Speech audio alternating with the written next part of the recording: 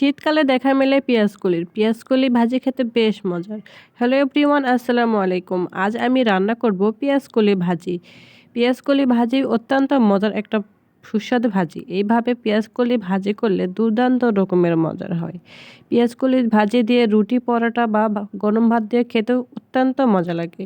যারা পেঁয়াজকলি ভাজি খেতে পছন্দ করেন তাদের তো খুবই ভালো লাগবে আমার আজকের রেসিপিটি। আমি আজকে খুবই সহজ এবং সিম্পলভাবে এই পেঁয়াজকলিটা ভাজি করব এবং এর রঙটা সবুজে থাকবে, কোনো প্রকার কালার চেঞ্জ হবে না। সো ভিউয়ার, চলুন মজার এই রেসিপিটি দেখে নেওয়া যাক। পেঁয়াজকলি ভাজি করার জন্য আমি এখানে 250 গ্রাম পেঁয়াজকলি নিয়েছি। এটাকে অনেকে পেঁয়াজের ফুলকা বলেও চিনে থাকে।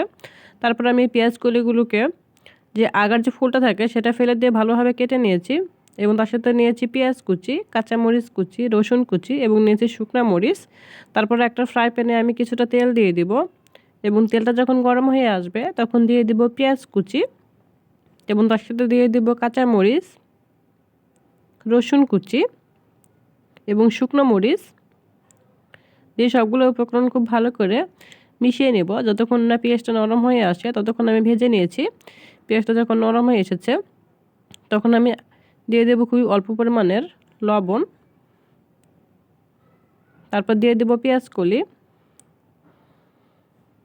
পেঁয়াজকলিগুলোকে আমি সবগুলোই দিয়ে দিব। পেঁয়াজকলি দেওয়া হয়ে গেলে সবগুলো উপকরণের সাথে পেঁয়াজগুলোকে খুব ভালোভাবে একটু মিশিয়ে নিব,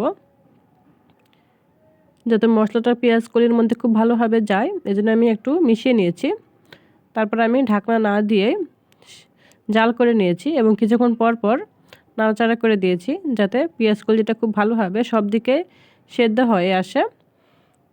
কিছুক্ষণ পর পর আমি নাড়াচাড়া করে দিয়ে ভেজে নেব পেঁয়াজকলিটাকে।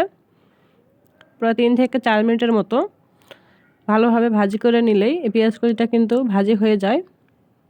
তাই আমি প্রায় হালকা আছে 3-4 মিনিটের মতো পেঁয়াজকলিটাকে ভেজে নিব।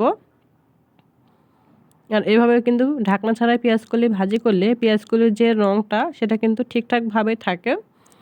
আমার পেঁয়াজকলি ভাজিটা প্রায় হয়ে এসেছে। তারপর আমার পেঁয়াজকলি ভাজির যে ভাজিটা সেটা আমি পরিবেশনের জন্য উঠিয়ে নিব। ভীষণ মজার পেঁয়াজকলি ভাজি বা পেঁয়াজের ফুলকা ভাজি। দেখতেই পাচ্ছেন কতটা লোভনীয় হয়েছে। আর এইভাবে পেঁয়াজকলি ভাজি দিয়ে রুটি, পরোটা বা গরম ভাত যেটাই খান না কেন সেটাই অনেক ভালো লাগে খেতে। সো ভিউয়ার্স, আমার রেসিপিটি কেমন হয়েছে অবশ্যই কমেন্ট করে বলবেন। আর আমার রেসিপিটি যদি ভালো লেগে থাকে তাহলে অবশ্যই আমার চ্যানেলটাকে সাবস্ক্রাইব করবেন এবং পাশে থাকা বেল আইকনটি বাজিয়ে দিবেন এবং আমার চ্যানেলের সম্পূর্ণ ভিডিও সবার আগে দেখার জন্য অবশ্যই বেল আইকনটি বাজিয়ে রাখবেন। Thank you watching my video.